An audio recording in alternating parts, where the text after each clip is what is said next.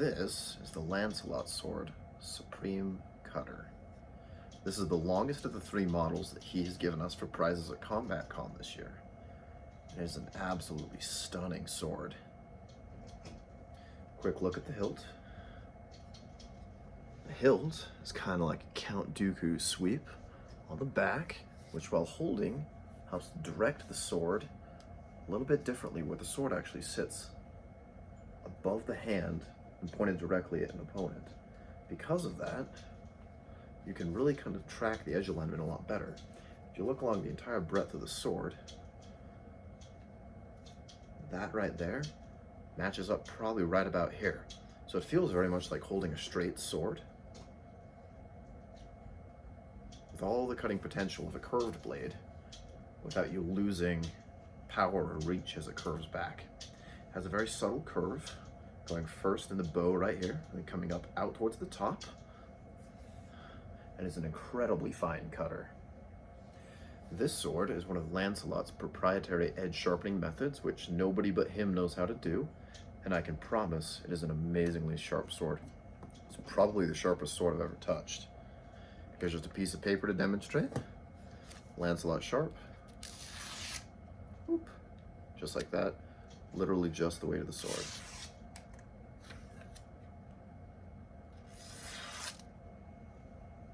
Absolutely amazing. The edge on it is a single bevel all the way to the fuller in the back, so there is absolutely no drag in the cutting targets as it goes. For historical context, I was messaging Lancelot in anticipation of this video, and he let us know that this sword has no historical basis, but is historically plausible. He's done cutting for something like 23 years, and a lot of what he's discovered, a lot of what he's implemented has gone into this sword. It is a single edge, forward curving blade, has a normal discard, whoop, which is reminiscent of some Chinese swords from back in the day, but it doesn't have that super unattractive lip that goes around the entire of the outside. We have a brass piece right there that makes it slide and fit into the scabbard quite snugly. Here's a picture of the scabbard right here. It's kind of like some faux shark skin on it. It's a very attractive look. That's the hole right there, so no metal comes into contact with the edge. It's all soft wood. You can put it in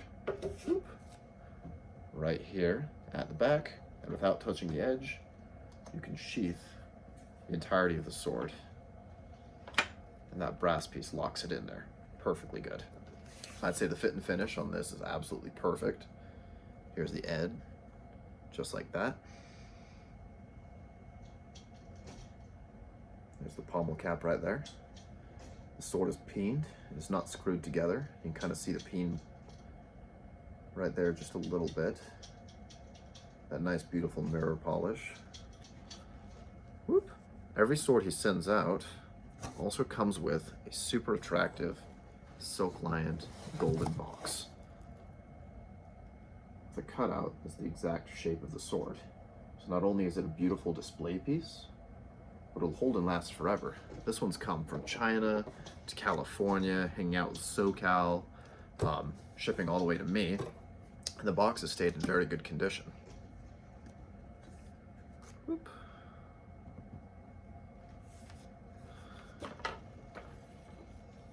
Whoop. He's also told me not to give you any exact dimensions on this guy, for obvious proprietary reasons. Whoop. There's the look at the cord grip right there. Very attractive, very functional grip. I do like this cord grip on all of my cutting swords. Whoop. And this sword performs exceptionally well against anything like my cutting swords. There's a picture of the back. You can see it's totally flat. No bends, no warps in the blade. Nothing like that all the way around. And it's incredibly sharp. I'll show you some videos of me test cutting as we roll to kind of give you a comparison across multiple different types of swords, how well the different Lancelot swords perform, and yeah. So this right here is the Lancelot cutting targets he sent me for review along with the swords. That is what we're cutting in the video that looks like newspaper. It might just look like PVC pipe. If you look down the end, it's actually two different materials. If I can show you right there. So it's a super flexible inner material and a hard outer material. The idea is for this one to mimic bone. This is the last of the cutting targets that I have, which I kept to kind of show you what it looks like. You wrap them in rubber bands, maybe 4 or 5, soak it for half an hour, and it's good to go. And it provides a super resistive target that I understand is a pretty representative of what it would be to cut through. I think this one is a thigh target. So if you can cut through this, that means that it's pretty hard, a pretty good cut, and that it's a very resistive target. I'll show you some videos now of what we're looking at for what these guys look like on video. After that, we're looking at Lancelot, kind of the philosophy behind these swords. So these swords, as I said before, have no historical basis whatsoever, but are very historically plausible, where all of the pieces look like they might have come from a different type of a sword. And the reason behind that is apparently there are roving gangs back east of people carrying pole arms, robbing villages, attacking people, just like the good old days. And he has built these in anticipation of defending himself against pole arms.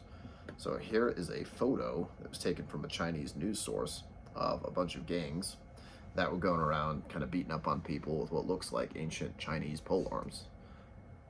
So the idea is that this sword should perform well against all those. So it is built super durable. It's a little overbuilt, but that doesn't impact his ability to be used at all. In one hand, can hold it fairly well. But with two hands, it really comes alive. Whoop. I see no issues whatsoever of being able to use this. Sword is super solid. I can hit it. You can see that it's flexible.